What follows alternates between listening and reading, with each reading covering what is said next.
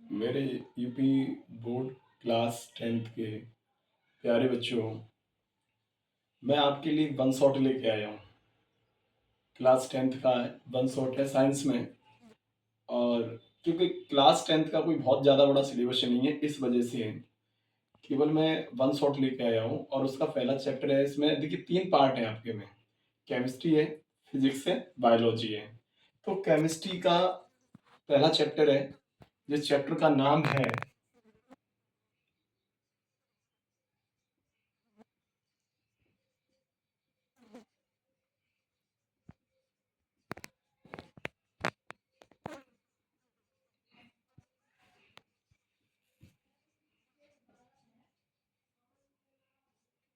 रासायनिक अभिक्रियाएं एवं समीकरण।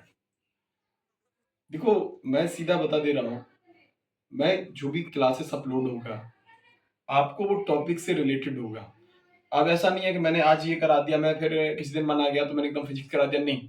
इसके अगर नेक्स्ट क्लास पड़ेगी तो जस्ट इसके बाद ही पड़ेगी, ये ध्यान रखना है। सेकंड वाला जो चैप्टर होगा आपके में जो भी हो, जो अम्ल क्षार एवं लवण वाला है, शायद हम उस पर ले जाएंगे, ठीक है ना। अब आपको करना क्या है, ये ध्यान रखना है। आप प्रॉपर वे में नोट्स बनाओगे, और स्पीड है ना, वो ज़्यादा तेज नहीं रखूंगा, मैं नॉर्मल वे में रखूंगा। और आराम से धीरे धीरे क्लासेस चलेगी। क्लास तो बड़ी हो जाएगी भाई, वन शॉट है, बहुत ज़्यादा क्वेश्चन होंगे तो क्लासेस तो बड़ी हो जाएगी। तो उसी से अब मैं स्टार्ट कर रहा हूँ। सबसे पहले आपका चैप्टर क्या है, रासायनिक अभिक्रियाएं एवं समीकरण। तो पहला आपको हेडिंग डालना है कि रासायनिक अभिक्रिया क्या है। रासायनिक अभिक्रिया क्या है, तो आपको ध्यान रखना है। ध्यान क्या रखना है, आपने एक या दो पदार्थ लिए, तीन भी कर सकते हो। आपने रिएक्शन कराया, रिएक्शन करने के बाद कोई नई चीज बनी। नई चीज बनने के बाद उसके गुण बिल्कुल अलग होंगे। उसके गुण बिल्कुल अलग होंगे, वो क्या कहलाएगी, रासायनिक अभिक्रिया कहलाएगी। क्या कहलाएगी बेटा, रासायनिक अभिक्रिया। तो इसका डेफिनेशन क्या बनेगा, जब एक या एक से अधिक पदार्थ, एक या एक से अधिक पदार्थ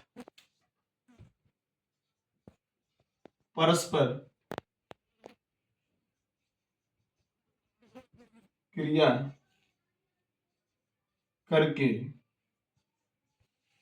एक नए गुणधर्म वाला यौगिक बनाते हैं, रासायनिक अभिक्रिया कहलाती है। रासायनिक अभिक्रिया कहलाती है।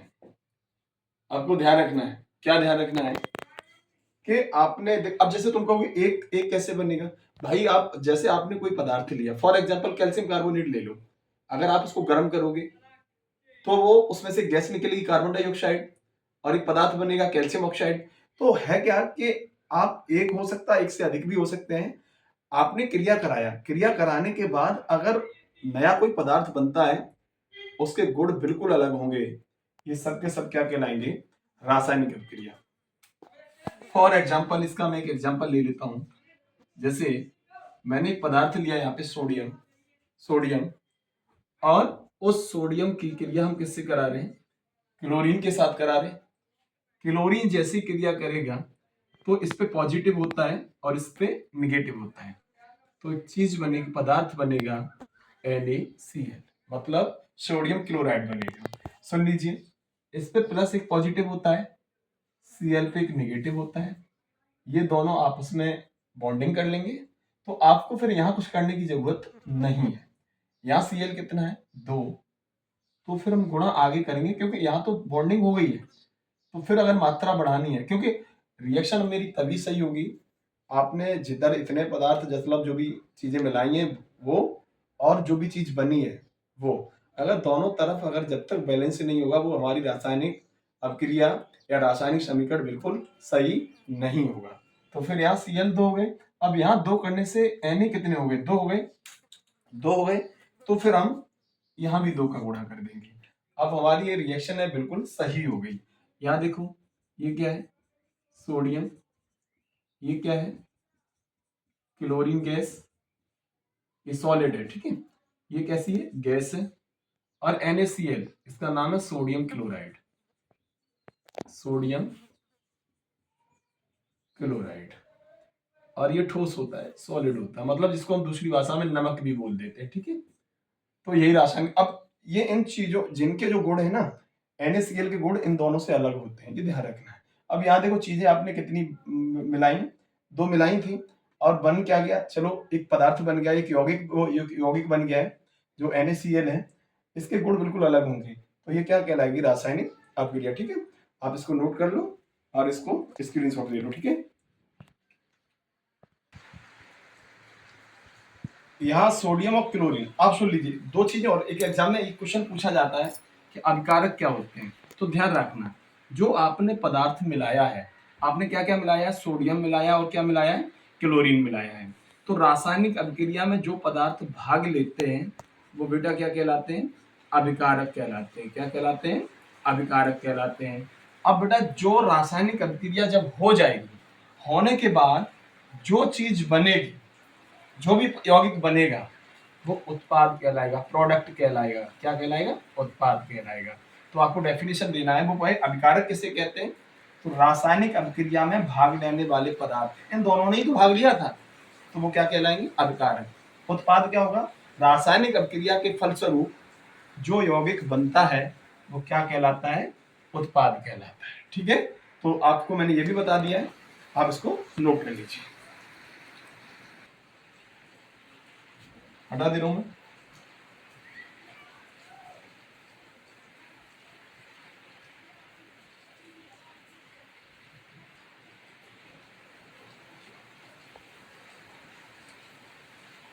अब क्वेश्चन पूछा जाता है,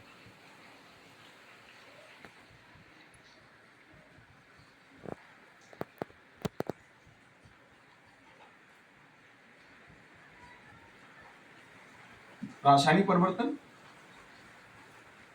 ये क्वेश्चन पूछा जाता है भौतिक परिवर्तन किसे कहते हैं, या ये किसका उदाहरण है? एक रासायनिक परिवर्तन और एक भौतिक परिवर्तन। एक रासायनिक परिवर्तन और एक भौतिक परिवर्तन। सुन लो, अब मैं बता देता हूं क्या परिवर्तन है। आपने किसी चीज को या किसी चीज के अंदर आपने कुछ मिलाया, मिलाने के बाद कोई नई चीज बनी, और बनने के बाद पुनः वो चीज ना बना पाओ, तो वो क्या कहलाएगा? रासायनिक परिवर्तन कहलाएगा। लेकिन कोई चीज ऐसी है कि अगर उससे वो बनता है, पुनः अगर किसी भी चीज का उसके ऊपर दोबारा प्रभाव पड़ता है, पुनः वही चीज बन जाए, तो समझ लेना वो भौतिक परिवर्तन कहलाएगा। कैसे? अब यहां सुनो, जैसे हम ये कहें दूध से दही बनना, दूध से दही बनना। अगर दूध से दही बना तो ध्यान रखना है दोबारा हम दही से दूध नहीं बना सकते, तो समझ लेना ये कैसा परिवर्तन है? रासायनिक परिवर्तन है। इस बात का ध्यान रखना है। जैसे अगला है दूध से पनीर बनाना। कैसा परिवर्तन है? रासायनिक परिवर्तन है, क्योंकि पनीर से दोबारा हम दूध नहीं बना सकते हैं, ठीक है। अब ध्यान रखना है दोबारा, जैसे मैं कहूं कागज का जलना, कागज का जलना। भाई कागज जलेगा तो कार्बन बनेगा, अब वातावरण में ऑक्सीजन है तो क्रिया करेगा, कार्बन डाइऑक्साइड गैस बनाएगा। अगर जो कागज जल जाएगा, जलने के बाद पुनः वो कागज हम नहीं बना सकते हैं, ये ध्यान रखना है। तो ये कैसा परिवर्तन है? रासायनिक परिवर्तन है। जैसे मैं कहूं कोयले का जलना, कोयले का जलना, कोयले का जलना, ये भी कैसा परिवर्तन है? रासायनिक परिवर्तन है, ठीक है। अब तुम कहोगे भौतिक परिवर्तन क्या होता है, तो सुन लो। जल से बर्फ बनना, जल से बर्फ बनेगा, और बर्फ जब दोबारा से फिर गलेगी तो क्या बन जाएगा? जल बन जाएगा। ठीक है। और जल का बाष्पन होना, जल का बाष्पन होना, जल का बाष्पन होना। अब जल जब बाष्प बनेगा, बाष्प जब ठंडी होगी वो पुनः क्या बनाएगी? जल बनाएगी। तो ये कैसा परिवर्तन है बेटा? भौतिक परिवर्तन है। अब हम ये कहें कि भोजन पकाना रासायनिक परिवर्तन है, क्योंकि आपने कुछ चीज डालोगे, डालने के बाद वो चीज बन गई, फिर आप पुनः उन चीजों को अलग नहीं कर सकते हो, अलग वो चीजें नहीं बना सकते हो। भोजन का पचना ये भी रासायनिक परिवर्तन है। कुछ चीजें ऐसी होती है जो अपने वातावरण में चारों तरफ पर्यावरण में होती रहती हैं, कंटिन्यूटी। ठीक है, वो मौसम औसम के अकॉर्डिंग, तो वो सब कैसे परिवर्तन होते हैं? भौतिक परिवर्तन होते हैं। आप इन दोनों को मतलब ये एग्जाम्पल लिख सकते हो ताकि तुम्हें कोई समस्या, आप नोट कर लेना है, सबने नोट कर लिया होगा। ठीक है। अब अगला क्वेश्चन बनता है कि आप रासायनिक अभिक्रिया की पहचान कैसे करोगे?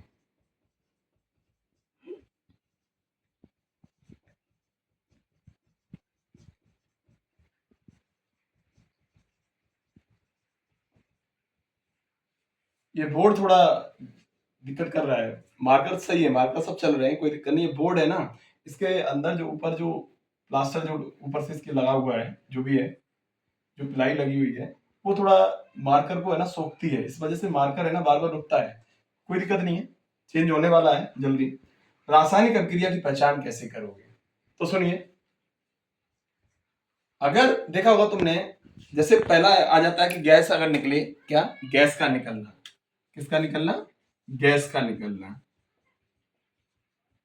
गैस का निकलना। ये कैसा परिवर्तन है?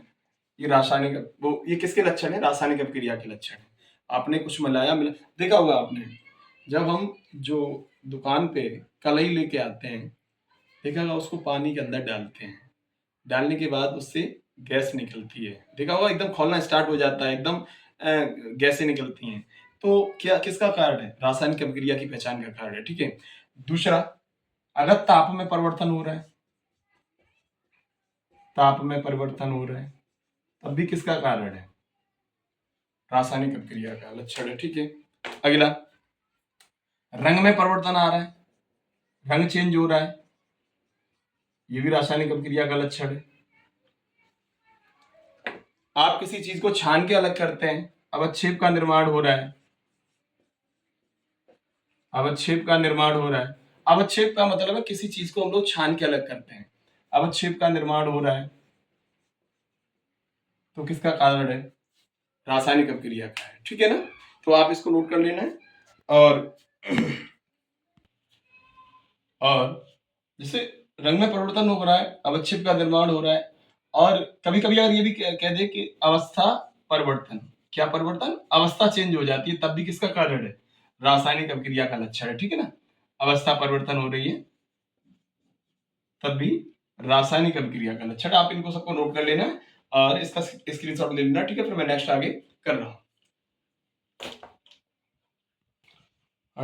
ठीक है, आप सबका नोट हो गया होगा और मैं ये जानता हूँ सबको समझ में भी आ गया होगा। ठीक है ना, चलिए अब वो पूछता है,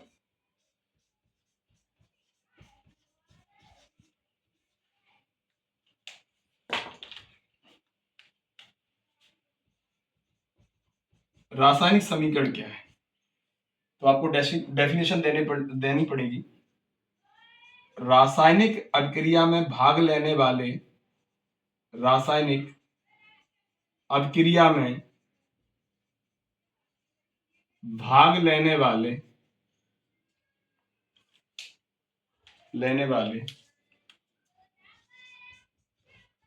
अभिकारक,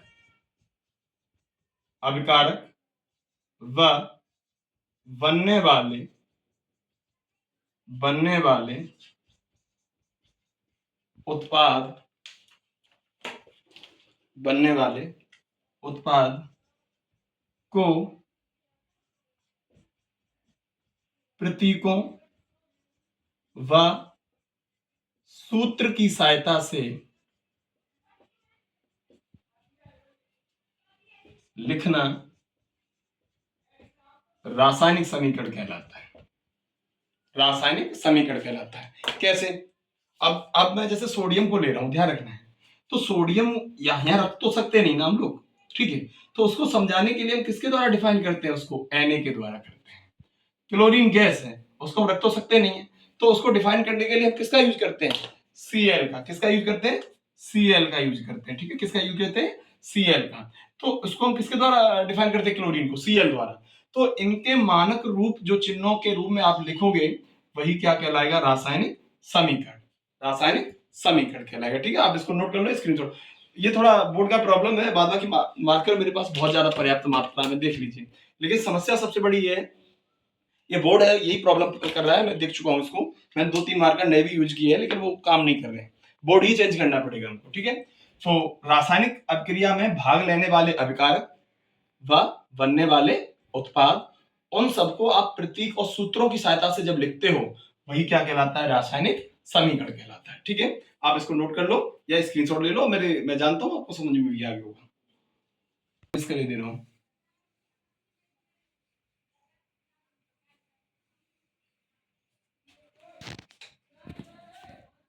तुमसे पूछेगा संतुलित रासायनिक समीकरण किसे कहते हैं? समीकरण किसे कहते हैं? संतुलित रासायनिक समीकरण किसे कहते हैं? तो ध्यान रखना है, कुछ नहीं है, बहुत बड़ी डेफिनेशन नहीं है, मैं ऐसे ही समझा दे रहा हूं। आपने जो अभिक्रिया में जो पदार्थ, मतलब जो अभिकारक होते हैं, अभिकारक, और बनता क्या है? अभिक्रिया के फलस्वरूप क्या बनता है? उत्पाद। क्या बनता है? उत्पाद। उन तत्वों की संख्या कैसी होनी चाहिए? दोनों तरफ समान होनी चाहिए। कैसी होनी चाहिए? समान होनी चाहिए। क्या कहलाएगा? संतुलित रासायनिक समीकरण। कैसे? जैसे हमने यहाँ पे लिया मैग्नीशियम, और इसकी क्रिया हम किससे करा रहे हैं? ऑक्सीजन से। अब ध्यान रखना है, Mg पे +2 होता है, O पे भी -2 होता है। ये दोनों आपस में रिएक्ट करेंगे। यहाँ कुछ करने का जरूरत इसलिए नहीं है क्योंकि दो बॉन्ड दो के साथ बॉन्डिंग कर लेगा। यहाँ O कितने हैं? 2। यहाँ कितना है? 1। हम आगे 2 का गुणा कर देंगे।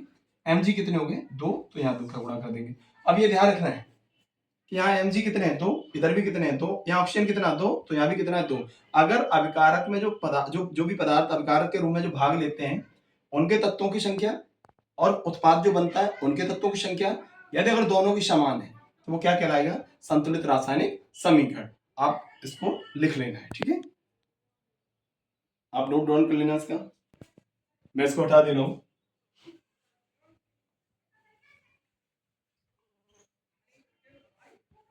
आज स्पीड ज्यादा नहीं है, बहुत स्लो पढ़ा रहा हूँ, और हमारे से मेरी तबीयत भी थोड़ी खराब है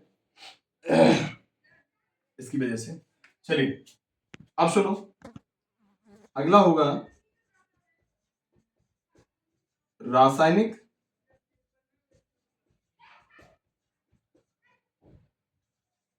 अभिक्रियाओं के प्रकार। वैसे तो ये वन शॉट है, मेरे को लग रहा है कि अगर इस तरीके से प्रॉब्लम होगा तो ये बीच में रोकना पड़ेगा हमको कहीं ना कहीं। तो जितना हो रहा है आप उतना कर लेना। एक इसी का वन शॉट मैं दोबारा से फिर डाल दूंगा, ठीक है। और मैं थोड़ा चेंज कर दूंगा क्योंकि उसका प्रॉब्लम है, क्योंकि मेन चीज है बोर्ड है, वो प्रॉब्लम क्रिएट कर रहा है मेरे लिए, तो इसलिए मैं डाल रहा हूँ। तो सुन लीजिए, रासायनिक अभिक्रियाओं के प्रकार। अभी तो आपने रासायनिक अभिक्रिया पढ़ा, रासायनिक समीकरण पढ़ा, भौतिक परिवर्तन पढ़ा, रासायनिक परिवर्तन पढ़ा।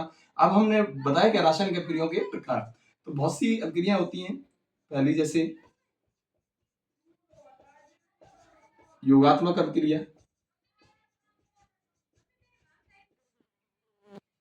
दूसरी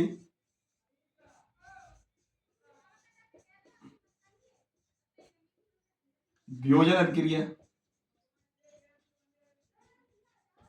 सबके बारे में हम बात करेंगे एक एक करके आराम आराम से। वियोजन अभिक्रिया। जो थर्ड है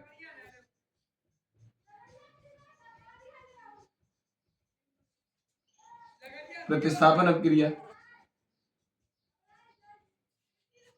4 है द्विविस्थापन या अवक्षेपण अभिक्रिया। एक ही बात है, दोनों को हम एक ही चीज के रूप में जानते हैं, चाहे विस्थापन कह दिया, अवक्षेपण अभिक्रिया कह दे, बात एक ही है। अवक्षेपण अपक्रिया। फिर आपको देखने के लिए मिलेगी ऊष्माक्षेपी अपक्रिया। फिर उसके बाद मिलेगी आपको ऊष्मा शोषी अपक्रिया मिल सकती है। ठीक है, ऊष्मा शोषी अपक्रिया मिल सकती है। जस्ट इसके बाद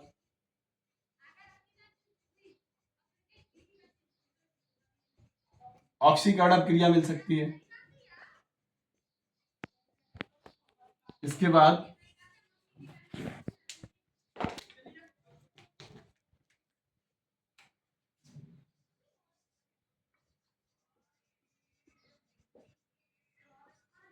अपचयन अपक्रिया। अपचयन अपक्रिया लास्ट आपको मिल जाएगी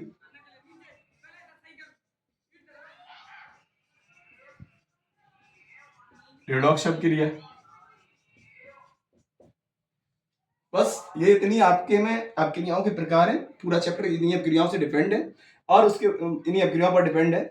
और उसके बाद लास्ट संक्षारण और विकृति गंधता, आपका पूरा चैप्टर है वो ऑफ हो जाएगा। मतलब इतने ही मतलब कितनी हेडिंग है, 6, 7, 8, 9 और लास्ट 10th होगी वो संक्षारण होगी, लास्ट विकृति गंधता होगी। अब यहां सुन लेना, मैं समझा दे रहा हूं। यहां लिखा क्या है, योगात्मक अपक्रिया। योगात्मक अपक्रिया का मतलब होता है जोड़ना। क्या होता है, जोड़ना। तो यहां से एक चीज समझ में आती है, क्या आती है, मैं ऐसे ही समझा दे रहा हूं, ये ध्यान रखना है इसका। क्योंकि योगात्मक जो अपक्रिया होती है, योग मतलब होता है जोड़। जोड़ कभी एक हो नहीं सकता है।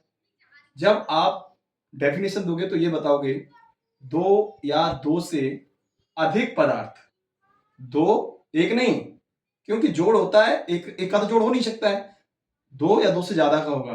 दो या दो से अधिक पदार्थों का योग वो क्या कहलाता है, योगात्मक अपक्रिया। या आप दूसरी तरीके से दे सकते हो, दो या दो से अधिक पदार्थों जब आपस में अपक्रिया करते हैं, दो या दो से अधिक पदार्थ जब आपस में अपक्रिया करते हैं और अपक्रिया करने के बाद केवल एकल यौगिक बनाते हैं, कितना बनाते हैं, एकल यौगिक बनाते हैं, वो क्या कहलाएगी, योगात्मक अपक्रिया। कैसे, जैसे हम 2, 3 और 5 को जोड़े, 5 और 3 8, 8 और 2 10 हो गया। तो आपने जोड़े कितने, तीन चीजों को, बना कितना, 10, केवल एक बना है। तो योगात्मक अपक्रिया ये कहती है जब या दो से अधिक पदार्थ परस्पर अपक्रिया करके एकल यौगिक बनाते हैं, वो योगात्मक अपक्रिया कहलाती है। नेक्स्ट क्या है, वियोजन अपक्रिया। वियोजन का मतलब होता है टूटना। कभी कभी वो वियोजन को दूसरी भाषा में अपघटन भी बोल सकता है। क्या बोल सकता है, अपघटन। बात एक ही है, चाहे वियोजन बोले चाहे अपघटन बोले, बात एक ही है। अब वियोजन क्या है, अब जब हम कोई एक चीज लिए होंगे, वो गिर जाए और टूट जाए। फॉर एग्जाम्पल मैंने कांच लिया, कांच लेने के बाद वो जमीन पे गिर गया, उसके बहुत सारे टुकड़े हो जाएं, तो वो क्या कहलाएगी, वियोजन अपक्रिया। तो इसकी डेफिनेशन बनेगी, जब कोई एकल यौगिक रासायनिक अपक्रिया के बाद दो या दो से अधिक भागों में टूट जाता है, केवल एक कोई चीज दो या दो से अधिक भागों में टूट जाती है, तो वो क्या कहलाती है, वियोजन अपक्रिया। ये क्या है, प्रतिस्थापन अपक्रिया। इसमें क्या है कि इसमें देखा होगा आपने, वो रासायनिक श्रेणी होती है, कुछ तत्व हाइड्रोजन से नीचे रखे होते हैं, कुछ तत्व हाइड्रोजन से ऊपर रखे होते हैं। तो जितने भी ऊपर वाले होते हैं वो अधिक अपक्रियाशील होते हैं और जितने नीचे वाले पदार्थ होते हैं वो कम अपक्रियाशील होते हैं।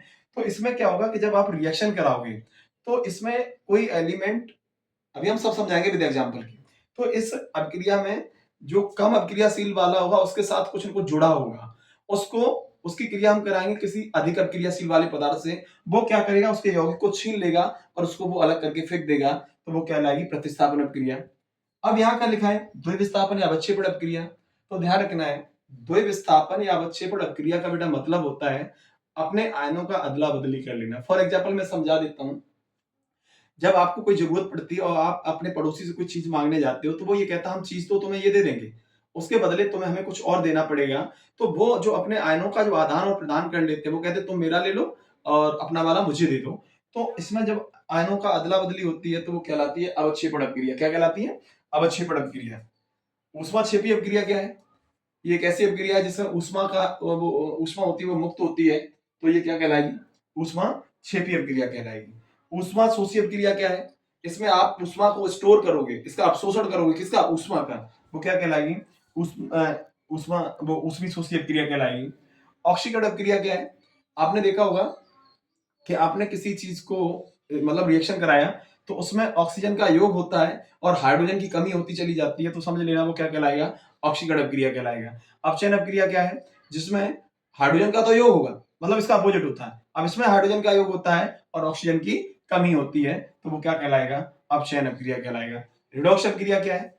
वो एक ऐसी अभिक्रिया जिसके अंदर ऑक्सीकरण भी है और अपचयन भी है, दोनों चीजें एक साथ होती हैं, वो क्या कहलाएगी? रिडॉक्स अभिक्रिया कहलाएगी। ठीक है ना? क्या कहलाएगी?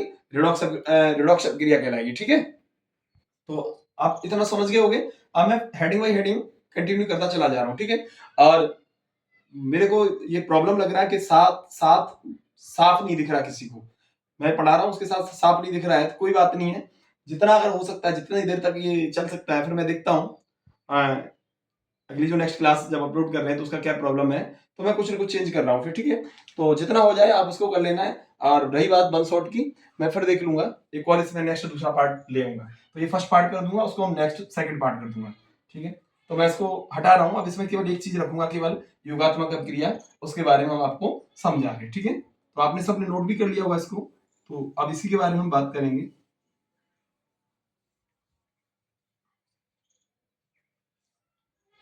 योगात्मक अभिक्रिया का मतलब होता है जोड़ना।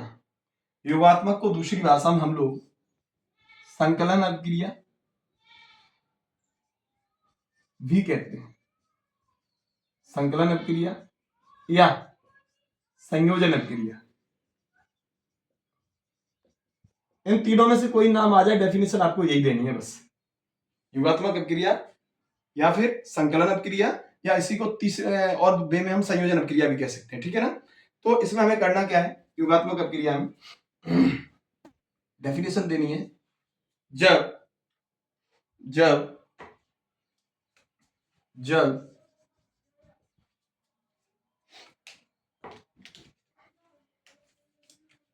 जब दो या दो से अधिक पदार्थ जब दो या दो से अधिक पदार्थ परस्पर क्रिया करके उत्पाद के रूप में एकल यौगिक बनाते हैं, वो संयोजन अभिक्रिया या योगात्मक अभिक्रिया कहलाती है। ठीक है, संयोजन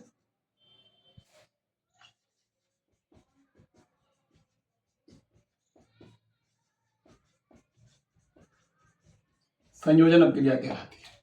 फॉर एग्जाम्पल मैं आपको एग्जाम्पल दे दे रहा हूं, एग्जाम्पल क्या है वो देख लेना सबको। या देखो, हमने एक पदार्थ लिया CaO, इसका नाम है कैल्शियम ऑक्साइड। ये किससे क्रिया कर रहा है? कार्बन डाइऑक्साइड से। जब इस कैल्शियम ऑक्साइड को दूसरी भाषा में हम बिना बुझा चूना भी कहते हैं, इस बात का ध्यान रखना है, बिना बुझा चूना। कैल्शियम ऑक्साइड ने किससे क्रिया करी? कार्बन डाइऑक्साइड से। एक पदार्थ बनेगा कैल्शियम कार्बोनेट, इसका आप नाम लिख लेना है, कैल्शियम कार्बोनेट। अब यहां देखिए, आपने चीजें कितनी मिलाई? दो, बनी केवल कितनी पूरी? एक। तो यही तो योग होता है। योग मतलब क्या होता है? जोड़ना। जब आप दो या दो से अधिक चीजों को जोड़ोगे और कितनी बनाओगे? एक, तो ये क्या कहलाएगी? योगात्मक अभिक्रिया। आपने किसको मिलाया? कैल्शियम ऑक्साइड, इसका नाम क्या है? Carbon dioxide. इन दोनों की आपने क्रिया कराई और कैल्शियम कार्बोनेट बन गया है। यहाँ चीजें कितनी मिलाई? दो, बनी कितनी? एक। तो योगात्मक अभिक्रिया हुई। ठीक है ना, आप इस एग्जाम्पल को नोट कर सकते हो। आपने नोट कर लिया होगा, हटाए इसको, मैं हटा दे रहा हूं। ठीक है,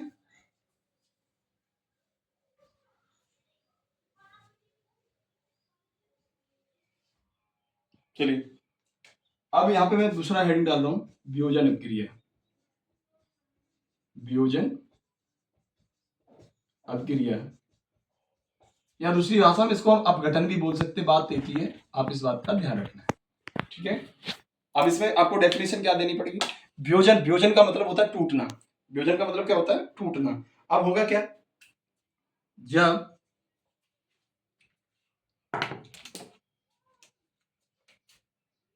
जब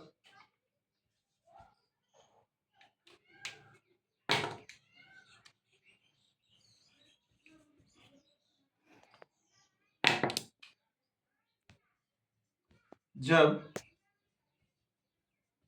एकल यौगिक, जब एकल यौगिक रासायनिक अभिक्रिया के बाद या परस्पर अभिक्रिया के बाद, परस्पर अभिक्रिया के बाद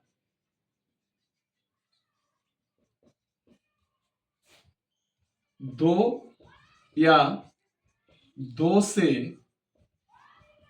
अधिक भागों में टूट जाता है, भागों में टूट जाता है, वियोजन अभिक्रिया कहलाती है। वियोजन अभिक्रिया कहलाती है। हम इसको लास्ट रख रहे हैं क्योंकि मार्कर का प्रॉब्लम है, और दूसरी चीज ये है कि इस पे साफ नहीं लिख पा रहा है, ठीक है ना।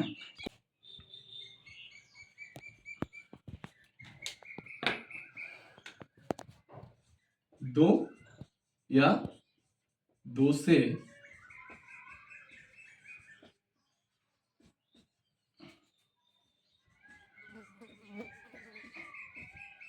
अधिक भागों में टूट जाता है, वियोजन अभिक्रिया कहलाती है। कैसे, आपने देखा होगा, एग्जाम्पल के तौर पे ये कैल्शियम कार्बोनेट है, ये ध्यान रखना है। आपने इसको गर्म किया है, तो सबसे पहले किसी भी कार्बोनेट को आप गर्म करोगे, ध्यान रखना है मेरी इस बात को, उसमें से गैस निकलेगी जिसका नाम है कार्बन डाइऑक्साइड। क्या नाम है, कार्बन डाइऑक्साइड। जब वो आपने गर्म किया, कार्बन डाइऑक्साइड गैस निकल गई है, तो यहाँ एक पदार्थ बनेगा, Ca बचा और एक O बचा, मतलब कैल्शियम ऑक्साइड। यहाँ देखो, कैल्शियम कार्बोनेट को आपने गर्म किया, एक गैस निकली कार्बन डाइऑक्साइड, एक नया पदार्थ और बना कैल्शियम ऑक्साइड। अब यहाँ ध्यान से देखना है, पदार्थ केवल कितना था, एक, कितने भागों में टूटा, दो, क्या कहलाएगा, वियोजन अभिक्रिया कहलाएगा। क्या कहलाएगा, वियोजन अभिक्रिया कहलाएगा। अब नेक्स्ट देख लेना, जैसे ये जल है, जल के अंदर आपने विद्युत धारा प्रवाहित की, विद्युत धारा प्रवाहित की, तो जो जल है ना, उससे गैस निकलेगी हाइड्रोजन, एक O है, उससे निकलेगी ऑक्सीजन। यहाँ O कितने, दो, यहाँ कितना था, एक, हम दो का गुणा कर देंगे, यहाँ ये कितने हो गए, चार, दो दूनी चार, तो हम यहाँ दो का गुणा कर देंगे। अब यहाँ चीजें देखिए, कितनी थी, एक, बनी कितनी, दो, मतलब ये टूट गया है। जब कोई चीज टूट जाती है तो किस अभिक्रिया में जाएगा, वियोजन अभिक्रिया में जाएगा। और वियोजन अभिक्रिया है वो तीन प्रकार की होती है, पहला ऊष्मीय वियोजन, दूसरा विद्युत अपघटन, और तीसरा प्रकाश अपघटन। ये वियोजन अभिक्रिया को भी तीन भागों में डिवाइड कर दिया जाता है। दो के तो हमने एग्जांपल भी दे दिया आपको। ये देखिए, किसी चीज को गर्म करना उष्मा ही तो होती है, मैंने उसको गर्म किया, वो दो भागों में टूट गया, तो ये किसका कारण है, मतलब किस अभिक्रिया का एग्जाम्पल, ऊष्मीय वियोजन का है। इसमें विद्युत धारा मिलाई, तो किसका कारण है, विद्युत अपघटन का, ठीक है। तो एक और अभिक्रिया लास्ट है, इसके बाद प्रकाश अपघटन। प्रकाश अपघटन, प्रकाश अपघटन क्या है, कि आपने किसी पदार्थ को रखा और उसको लाइट दी, सूर्य का प्रकाश दिया, तो वो कन्वर्ट हो जाएगा किसमें, अभी मैं समझा दे रहा हूं। जैसे ये है AgCl, AgCl को हम बोलते हैं सिल्वर क्लोराइड। क्या बोलते हैं, सिल्वर क्लोराइड। इसको आप सूर्य का प्रकाश दोगे, सूर्य का प्रकाश दोगे, सूर्य का प्रकाश दोगे, तो किसमें कन्वर्ट हो जाएगा, ये देखिए, सूर्य का प्रकाश दोगे, गर्मी की वजह से Cl अगर अलग होगा तो वो क्लोरीन गैस के रूप में अलग होगा, बचेगा क्या, केवल Ag, केवल सिल्वर बचेगा। यहाँ Cl कितना, एक, यहाँ कितना है, दो, हम आगे दो का गुणा कर देंगे, यहाँ Ag कितने हो गए, दो, हम यहाँ दो का गुणा कर देंगे। तो ध्यान रखना बेटा, ऊष्मीय वियोजन क्या है? जब हम कोई भी अभिक्रिया ऊष्मा की उपस्थिति में कराते हैं या ऊष्मा के कारण जब वियोजन होता है तो वो ऊष्मीय वियोजन कहलाता है। जब कोई वियोजन विद्युत के द्वारा होता है तो वो विद्युत वियोजन कहलाता है। जब कोई वियोजन सूर्य के प्रकाश की उपस्थिति में होता है तो वो प्रकाश अपघटन कहलाता है। अब वियोजन अभिक्रिया के कितने एग्जाम्पल हो गए? 3। ऊष्मीय वियोजन, विद्युत वियोजन या विद्युत अपघटन, और लास्ट क्या है? प्रकाश। ये 3 ही होते हैं, प्रकाश अपघटन। अब वियोजन अभिक्रिया है क्या? जब कोई एकल यौगिक, कोई एक पदार्थ है, वो 2 या 2 से अधिक भागों में टूट जाए तो वो सब क्या कहलाएगा? वियोजन कहलाएगा। क्या कहलाएगा? वियोजन। और वो किसका एग्जाम्पल हो जाएगा? वियोजन अभिक्रिया का एग्जाम्पल हो जाएगा। ठीक है, और सुन लो, आज मैं क्लास को यहीं रोक रहा हूं। इसका कारण मैन ये है कि ये बोर्ड प्रॉब्लम क्रिएट कर रहा है। यहाँ बहुत से मार्कर पड़े हुए हैं, नए भी हैं, पुराने भी हैं, वो काम ही नहीं कर रहे। काम इसलिए नहीं कर रहे, ये बोर्ड है ना, इसके अंदर जगह बहुत ज्यादा, ब्लैंक बहुत ज्यादा है। अब वो मार्कर क्या है, जब मैं चलाता हूं तो ये इसके अंदर भर जाता है, वो भरने के बाद वो मार्कर है ना रुकना स्टार्ट हो जाता है, और इसीलिए कालापन इसके देखा हुआ बहुत से बोर्ड ऐसे होते हैं, एकदम आपने रेस किया तो वो साफ हो जाते हैं। इसके अंदर कालापन रहता, क्यों? क्योंकि इसके अंदर जो छिद्र है ना, उसके अंदर ये मार्कर है ना वो भर जाता है, वो प्रॉब्लम बार बार क्रिएट कर रहा है। इस बोर्ड को चेंज ही करना है। ठीक है, तो इसको हम फर्स्ट पार्ट के रूम में डाल देंगे। सेकंड इसका देखिए, आपको मैंने क्या क्या बता दिया आज। रासायनिक अपक्रिया क्या है बता दिया, फिर उसके बाद अभिकारक क्या है, उत्पाद क्या है, वो भी मैंने बता दिया। फिर हमने रासायनिक परिवर्तन और भौतिक परिवर्तन क्या है वो भी बता दिया। फिर उसके बाद हमने रासायनिक समीकरण क्या है मैंने वो भी बता दिया। फिर उसके बाद मैंने संतुलित रासायनिक समीकरण क्या है वो भी बता दिया।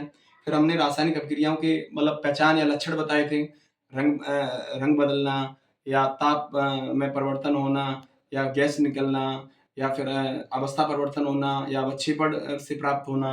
फिर उसके बाद हमने रासायनिक अभिक्रियाओं के प्रकार भी बता दिए थे आपको। हमने क्या क्या बताया था? हमने उसमें कहा था योगात्मक अभिक्रिया, उस योगात्मक को हम संकलन कहते हैं और संयोजन भी कहते हैं। वियोजन अभिक्रिया, प्रतिस्थापन अभिक्रिया, द्विविस्थापन अभिक्रिया, ऊष्माक्षेपी अभिक्रिया, ऊष्माशोषी अभिक्रिया। फिर उसके बाद हमने बताया था ऑक्सीकरण, फिर उसके बाद अपचयन। फिर उन दोनों को अगर रिएक्ट करेंगे तो वो एक ही में दोनों चीजें अगर हो रही हैं, ऑक्सीकरण और अपचयन, तो वो रिडॉक्स कहलाएगी। फिर लास्ट एक बचता है संचारण और विकृति गंधा, पूरा चैप्टर है वो खत्म हो जाता है। फिर इससे रिलेटेड मैं क्वेश्चन लेके आता हूँ। ठीक है, तो आज के लिए बोर्ड की प्रॉब्लम की वजह से आज क्लास को मैं यहीं रोक रहा हूँ, और आप लोग अच्छे से इसको मैं फर्स्ट पार्ट डाल देता हूँ और नेक्स्ट वाले को हम सेकंड डाल देंगे, लेकिन मैं वन शॉट के ही रूम में उसको रखूंगा। ठीक है, थैंक यू, धन्यवाद।